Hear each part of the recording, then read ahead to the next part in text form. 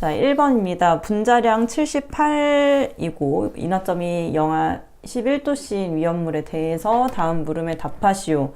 자, 일단 인화점이 나왔다는 건 다른 위험물보다도 사류 위험물이라는 뜻이 됩니다. 사류에서 인화점을 가지고 그런 특징을 힌트로 내는 그런 문제가 많기 때문에 사실 이 정도만 제시가 됐을 때 어떤 위험물인지 1류부터 6류까지를 다 생각해서 찾아내기에는 쉽지 않을 수 있어요. 근데 우리는 어쨌든 1시간 반이라는 시간 안에 최대한의 문제를 풀어내야 되니까 이런 문제에서도 우리는 생각을 해가면서 좀 더 어떤 위험물인지 좀 추측을 해볼 수 있어야 합니다. 자, 인화점이라는 말이 나왔기 때문에 사류 위험물이고요. 사류 위험물 중에서 특수인화물 1석유류, 2석유류, 3석유류 이렇게 쭉 있는데 이런 품명을 구분하는 기준이 인화점의 온도 범위에 따라서 달라집니다.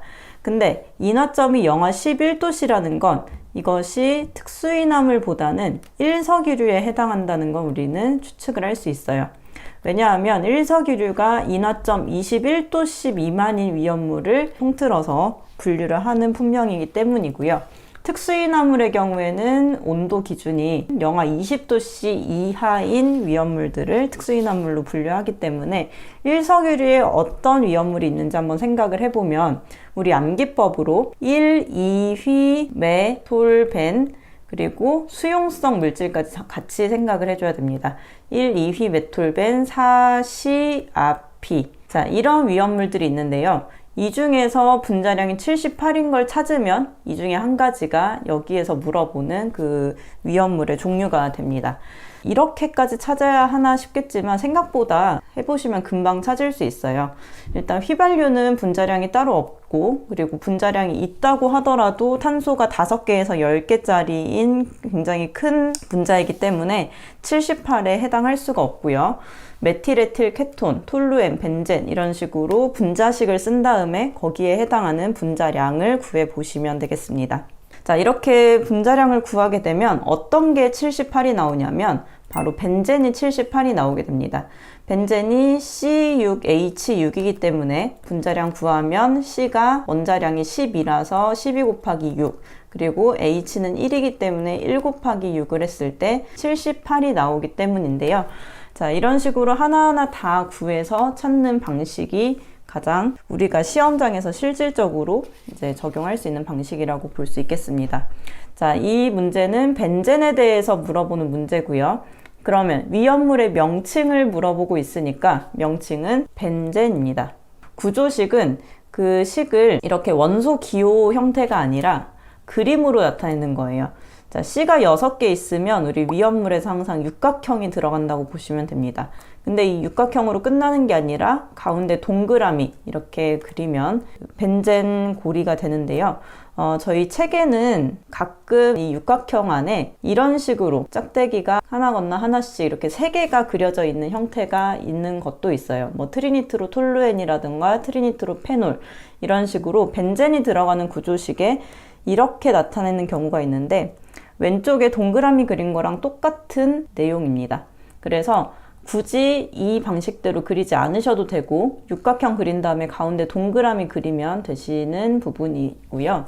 또 이런 위험물을 취급할 때 집유 설비에 설치해야 하는 장치 이렇게 물어보고 있는데 자, 집유 설비는 유체가 집합할 수 있도록 그러니까 위험물이 흘러나왔을 때 액체 위험물이 계속 퍼져나가서 그 주변을 계속 이제 넓혀져 나가는 게 아니라 한쪽으로 좀 기울여져서 한쪽으로 모여 있을 수 있게끔 구멍을 뚫어서 약간 그 도로에도 이제 빗물 빠지게 이런 식으로 이제 철망 같은 거 해놓은 쪽이 있죠. 그런 것처럼 위험물을 취급하는 곳에도 유체가 모일 수 있게끔 집유 설비를 해놓는 곳이 있습니다.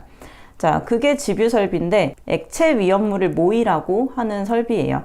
근데 이 액체 위험물을 모이는 설비에는 이 액체가 수용성인 경우에는 집유 설비만 하면 끝나게 됩니다. 근데 비수용성인 경우에 물하고 섞이지 않는 경우에는 그 빗물이라던가 아니면 물과 비슷한 액체랑 이제 물에 섞이지 않는 물질이 서로 분리가 되게 돼요. 그래서 비수용성 물질을 구분해 낼 수 있는 유분리 장치라는 것을 추가로 설치를 합니다. 자, 이것은 비수용성인 물질에만 집유설비에 설치하는 그런 장치인데요.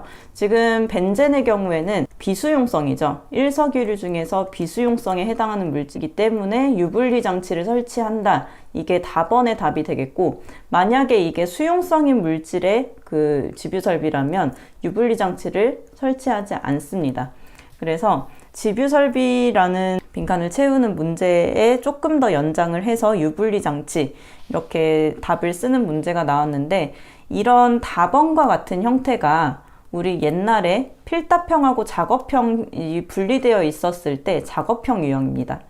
그래서 이제 필답형만 있고 작업형이 없어졌으니까 작업형은 안 봐도 된다라고 하시는 분들이 있는데, 이제 작업형이 없어졌다고 해서 작업형 문제가 사라진 게 아니고 오히려 더 작업형 문제를 더 많이 내고 있습니다. 그 산업기사를 준비할 때 필답형만 공부하신 분들이 많은 것 같아요. 그래서 작업형을 놓치면 안 된다는 것을 이 문제를 통해서 우리가 알 수 있겠고, 이렇게 1번 문제는 벤젠의 구조식, 명칭, 그리고 유분리 장치까지 체크하고 넘어가도록 하겠습니다. 자, 2번입니다. 다음 위험물의 증기 비중을 구하시오. 여기에도 벤젠이 나오잖아요. 그래서 1번 문제를 잠깐 좀 어려울 것 같다, 패스하고 넘어갔을 때 2번에서 힌트를 얻고 다시 1번으로 갈 수도 있는 그런 구조였습니다, 시험이. 자, 증기 비중을 구한다라고 하면은 필기에서도 우리는 이 증기 비중을 29분의 분자량으로 구해서 힌트를 얻어내고 답을 찾고 이런 문제풀이를 많이 했어요. 실기에서도 마찬가지고 실기는 더 유용하게 쓰이는 부분입니다. 자, 증기 비중을 구하라고 했을 때 29분의 분자량을 해주시면 되고요. 분자량을 구하려면 분자식을 알아야 되겠죠. 그래서 CS2를 한 다음에 29분의 12, S가 32니까 32가 2개 있다는 뜻으로 32 곱하기 2를 해서 계산을 하면 2.620, 반올림을 했을 때 2.62 이런 식으로 답이 나오게 됩니다. 자, 산화프로필렌은 분자식을 헷갈려 하시는 분들이 많은데 OCH가 2개, CH, CH3 이런 식으로 H의 개수가 2개, 1개, 3개 이렇게 순서가 됩니다. 분자가 결합하는 구조 때문에 이런 식이 나오는 거고요. 29분의 16, 12, 1 곱하기 2, C가 하나 더 있으니까 12 더하기 1, 그리고 산소 1 곱하기 3 이렇게 총 했을 때 이제 계산기로 계산하게 되면 2가 나오게 됩니다. 이 문제가 지금 저희가 복원을 한 거다 보니까 증기비중을 구하시오 라고 하고 끝났는데, 시험장에서는 이게 계산 과정하고 답을 요구할 수도 있어요. 이제 각각의 가나다가 있고 계산 과정 쓰시오, 답을 쓰시오 뭐 이런 식으로 하면 되는데, 이렇게 나오게 되면은 계산 과정이 꼭 들어가야 되고 소수 셋째 자리에서 둘째 자리로 넘어가는 거 보여주셔야 됩니다. 근데 이런 식으로 소수가 없이 그냥 딱 끝나는 경우에는 소수 셋째 자리에서 둘째 자리 이런 거 안 쓰셔도 되고 그냥 2라는 상태로 끝내시면 되고요. 세 번째 거 벤젠은 29분의 C가 6개, H가 6개, 29, 12 곱하기 6, 1 곱하기 6을 했을 때 계산값이 2.689가 나오기 때문에 셋째 자리에서 둘째 자리로 2.69로 반올림해서 답을 써주시면 됩니다. 이때 증기 비중은 밀도끼리 비교하는 값이기 때문에 단위가 따로 없습니다. 우리 실기에서는 단위를 조심해야 되죠. 단위를 써야 될 때 확실하게 정확한 단위를 써야 되고, 단위를 쓰면 안 될 때는 아예 쓰지를 않아야 됩니다. 만약에 비중을 밀도라고 착각을 하셔서 여기에다가 다른 단위를 쓰게 되면 그거는 값이 맞더라도 단위를 잘못 썼기 때문에 틀린 답이 되겠습니다.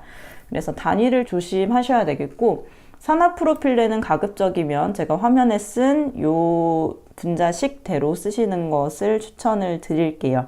그리고 만약에 증기 비중이 아니라 증기 밀도를 구하는 문제가 나온다 하면은 이때는 29분의 분자량이 아니라 22.4리터 분의 분자량이 된다는 것도 분자량 그램으로, 그래서 단위가 그램 퍼 리터가 된다는 것도 한번 체크를 하고 넘어갈게요.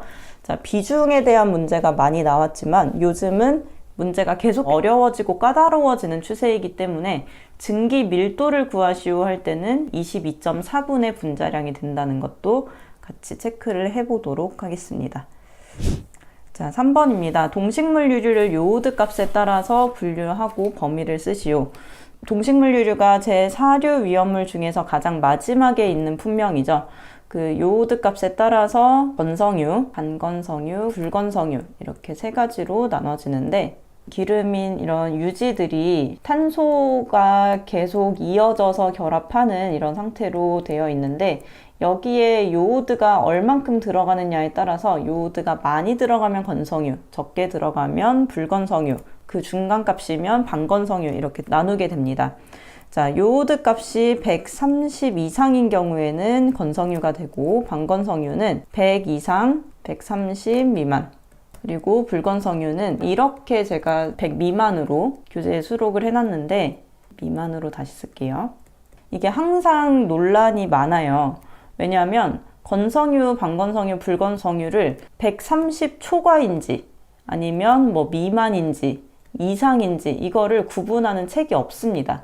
그래서 우리가 중요하게 생각할 값, 그리고 채점하시는 분들도 중요하게 채점하는 포인트가 이 숫자지, 여기에서는 뭐 이상이라던가 미만 이런 식으로 범위를 나타내는 요 값을 그렇게 주의 깊게 보지는 않습니다.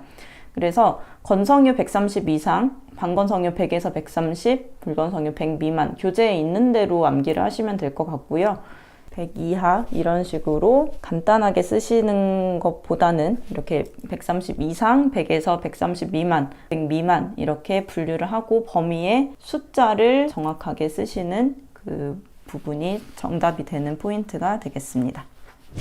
자, 4번입니다. 지하 탱크 저장소의 위험물을 저장을 하는 상황입니다. 자, 지하에 탱크를 묻어 놓은 게 지하 탱크 저장소죠.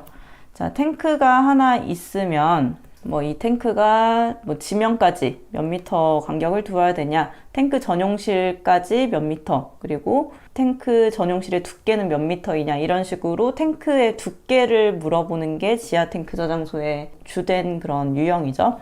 근데 지금 여기에서 물어보는 것은 이렇게 탱크와 탱크 사이, 이 사이의 간격이 몇 미터가 되느냐, 이걸 물어보는 문제입니다. 자, 탱크랑 탱크 사이는 기본적으로 1m의 간격을 유지해야 됩니다. 근데 이 두 탱크의 위험물의 지정수량 배수 합이 100배 이하인 경우, 그러니까 저장하는 위험물이 그렇게 많지 않은 경우, 100배 이하인 경우가 되면은 간격을 조금 더 좁혀도 됩니다. 그래서 100배 이하인 경우에는 0.5m, 100배가 넘는 경우에는 1m 이렇게 간격을 두어야 되는데, 결국 지정수량의 배수를 구해서 찾아야 되는 문제가 되겠죠. 자, 경유는 2석유류니까 1000리터의 그 지정수량을 갖고요. 휘발유는 1석유류의 비수용성이니까 지정수량이 200리터입니다.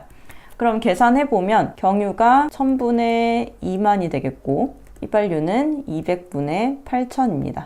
그래서 20 더하기 40을 하니까 60배가 되고요.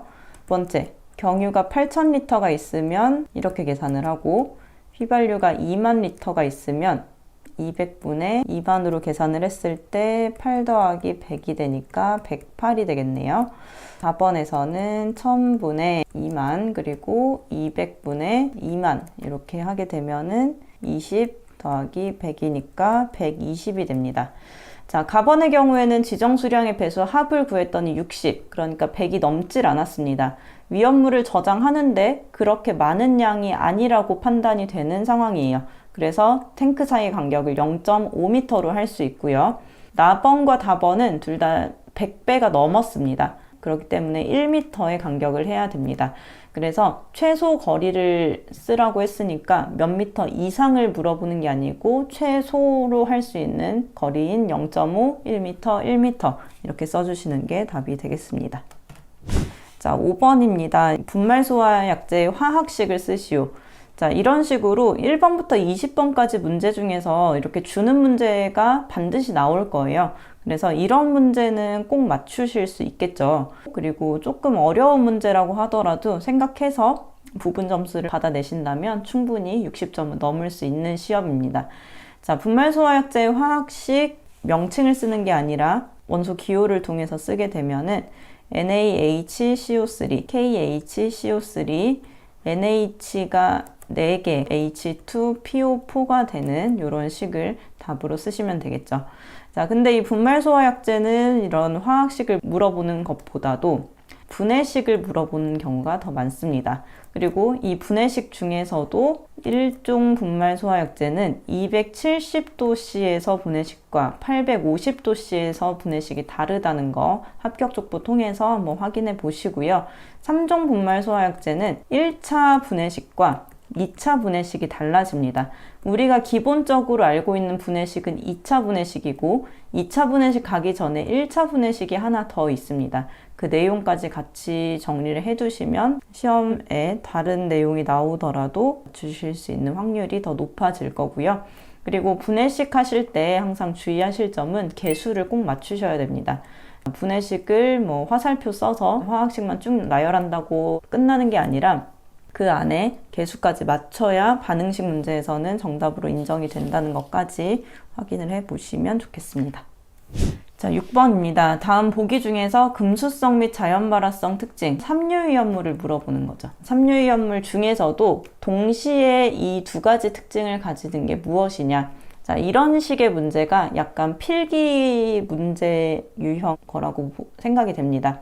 왜냐하면 이 문제와 똑같은 문제가 출제된 적은 없었는데 우리가 이제 필기를 공부하거나 기본적인 이론을 알고 이제 공부를 하다 보면 내용적으로는 사실 맞출 수 있는 그런 문제예요. 자, 삼류위험물을 자연발화성 물질 및 금수성 물질이라고 분류를 합니다. 자, 그러면 삼류는 일단 전체가 다 자연발화성을 가지고 있어요. 삼류에 뭐 시말칼리나 이황, 오알토, 유기, 삼금수, 인탄 이 전체는 다 자연발화성을 가지고 있는 위험물입니다. 근데 금수성을 가진 물질은 여기 한 가지 빼고 나머지는 다 금수성을 가져요. 자, 그러면 자연발화성만 가지고 금수성은 안 가지는 물질은 대표적인 황린입니다. 황린.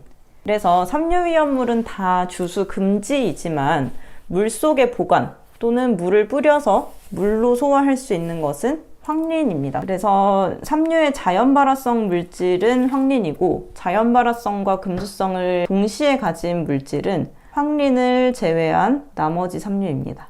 보기 중에서 삼류를 찾는데 황린은 빼고 삼류를 찾으면 되겠죠. 황린 삼류고요. 니트로글리세린 오류고요. 칼륨 삼류, 트리니트로페놀 오류, 수소와 나트륨 삼류, 니트로벤젠은 사류에 해당합니다. 자, 그런데 지금 황린을 뺀 나머지 삼류를 찾는 것이다 보니까 답은 칼륨과 수소와 나트륨 두 개가 되겠습니다. 그래서 문제를 푸실 때 처음 보는 문제 유형이더라도 좀 내용을 천천히 생각해 보시고 그 시험지 아래쪽에 연습란이 있어요. 그 연습란에 생각만 하시는 것보다 알고 있는 거를 조금 써보면서 기억을 상기해 내시면 생각보다 딱 떠오르는 순간이 나올 수도 있으니까 그런 문제는 잘 생각해서 풀어서 맞추셨으면 좋겠습니다. 자, 7번입니다. 제2류위험물 중 마그네슘에 대해서 이류위험물은 위험물의 기준이 있죠. 기준이 유황, 마그네슘, 철분, 금속분 이런 것들. 자, 이런 것들의 이제 위험물 기준이 몇 중량 %인지, 몇 밀리미터인지, 몇 마이크로미터인지 이런 내용이 기본적인 우리가 알고 있어야 하는 내용에 해당하겠고 지금은 마그네슘에 대해서 물어보고 있으니까 몇 밀리미터 이상이 되면은 제외가 되냐면 2밀리미터 이상의 막대 모양이면 제외가 됩니다. 지름 2mm 미만일 경우에 위험물이 된다라는 거 알고 계시죠? 자, 그 다음에 위험 등급은 이류 위험물의 경우에 위험 등급이 1등급이 아니라 2등급부터 시작을 합니다. 그래서 백황유적 오철마분, 인고천 중에서 백황유적이 위험 등급 2등급에 해당하고 지금 마그네슘에 들어가는 이 부분은 이제 아래쪽에 500kg인 물질이니까 3등급. 그래서 500kg짜리랑 1000kg짜리는 위험 등급이 3등급이다 보니까 위험 등급은 이렇게 로마자 숫자로 3이라고 써주시면 되겠습니다. 자, 그 다음에 화학 반응식에서 염산과 반응을 했다. 그러면 마그네슘이 염소, 수소와 이렇게 반응을 한 거죠. 염산과 반응을 하는 상황입니다. 자, 그러면 이렇게 반응을 할 때 만나서 어떤 물질이 생성되냐를 보자면 HCl에서 H랑 Cl로 나눠줄 때 H가 플러스고 Cl이 마이너스입니다. 자, 마이너스를 가진 물질은 앞쪽에 금속 부분하고 만나려고 하고요. 그리고 플러스를 가지는 물질은 그 앞쪽에 있는 반응물의 그 뒤쪽 금속이 아닌 부분과 서로 만나려고 하는 경향이 있습니다. 그래서 이렇게 반응하게 되면 Mg가 Cl하고 반응하려고 하는데요. 자, 여기에서 산화수가 Mg는 2 플러스가 되고 Cl은 마이너스가 되기 때문에 플러스 마이너스의 개수가 맞춰지려면 Cl이 2개가 붙어야 됩니다. 그래서 HCl이 반응을 했지만 반응하고 나서는 MgCl2 여기에 왜 2가 생기냐? 마그네슘의 산화수가 2 플러스이기 때문이다 까지 이해를 하셔야 됩니다. 그리고 따로 혼자 남은 이 수소는 이렇게 혼자 있을 수 없어요. 그래서 이렇게 수소 하나를 더 가지고 나오면서 AC2가 됩니다. 그 다음에 ABCD 붙여가지고 미정계수법 하는 것은 이제 계속 반복되는 내용이니까 그것은 해서 계속 맞추시면 되겠고요. 화학 반응식을 할 때 그 반응물이 어디랑 어디가 만나서 이렇게 반응이 되고 그리고 그 생성물이 나왔을 때 왜 이 숫자가 나오는지를 계속 이해를 하시면 미정계수법 하는 것보다 그 반응물과 생성물을 추측하는 것이 더 시험에는 큰 도움이 되실 겁니다. 이번에는 물과 반응을 하는 것을 한번 찾아볼 건데요. 염산에서는 H랑 Cl로 나눠져서 이렇게 생성물이 나왔지만 물의 경우에는 H랑 OH로 나눠져서 생성물이 나온다. 이렇게 보시면 되겠습니다. 그래서 H는 플러스를 가지고 OH는 마이너스를 가지기 때문에 이 마이너스를 가지는 OH가 앞쪽에 있는 Mg랑 서로 만나서 생성물을 만들어내게 됩니다. 자, OH가 마이너스이기 때문에 여기도 플러스 마이너스 개수를 맞춰주기 위해서 OH가 2개가 붙는 거고요. 그래서 이 식을 우리는 Mg 가로 열고 OH2라고 씁니다. 그리고 H는 여기서도 혼자 남아있기 때문에 이렇게 H2라는 기체의 형태로 발생이 되는 거고 여기서도 마찬가지로 미성계수법 통해서 계수를 완성해서 답을 적어주시면 됩니다. 자, 화학 반응식 문제에서는 부분 점수가 없고 반응물이나 생성물의 화학식이 틀린다던가 아니면 개수가 틀린다면 아예 그냥 틀린 걸로 처리가 되니까 실수하지 않으시도록 조심하셔야 되는 유형입니다. 자, 8번입니다. 삼류위험물 중에서 위험 등급이 1등급인 것, 지정 수량이 작은 것들이 위험한 아이들이죠. 그래서 위험물의 품명 5가지를 쓰시오 라는데 삼류위험물이 뭐가 있었냐면 암기법으로 10알칼리나, 2황, 5알토유기, 3금수인탄 이게 삼류위험물입니다. 자, 이 중에서 위험한 아이들은 이 지정 수량이 작은 부분들 여기까지가 위험 등급 1등급에 해당합니다. 그리고 50kg인 부분은 위험 등급 2등급, 그리고 300kg인 부분이 위험 등급 3등급입니다. 그러니까 5가지 쓰라는 건 다 쓰라는 얘기죠. 그래서 알칼리나 알킬 리튬, 칼륨, 알킬 알루미늄, 나트륨, 황린 이렇게 5가지를 쓰시면 되는 거고 이렇게 5가지를 쓰라고 하는 이유는 한 문제당 5점이기 때문에 하나라도 안 썼다 그러면 1점씩 감점을 하겠다 뭐 이런 뜻으로 받아들이시면 되겠습니다. 그래서 웬만하면 채점하기 쉽도록 한 5개의 답이 나오거나 아니면 3문제 나왔다 그러면 한 문제는 1점, 두 문제는 2점씩 이런 식으로 배점을 하는 게 일반적이니까 이거를 맞췄을 때 몇 점이 될지도 한번 생각을 해보시면서 답안을 현명하게 쓰시면 좋을 것 같습니다. 자, 9번입니다. 다음 위험물과 혼재 가능한 위험물. 자, 혼재라는 말이 나오면 어떻게 풀면 되나요? 4, 2, 3, 5, 2, 4, 6, 1 이렇게 서로 혼재할 수 있다라는 걸 가지고 문제를 풀면 되겠죠. 자, 이류 위험물은 여기 있네요. 이류 위험물이 사류 그리고 오류와 혼재할 수 있기 때문에 사류, 오류와 혼재할 수 있다. 그리고 사류 위험물은 이류, 삼류, 오류와 혼재할 수 있고 육류 위험물은 일류와 혼재할 수 있다. 이런 식으로 제 몇류 위험물 이렇게 답을 풀네임으로 써주시면 되겠습니다. 자, 10번입니다. 주유 취급소에 설치할 수 있는 탱크의 최대 용량 작업형 유형이고요.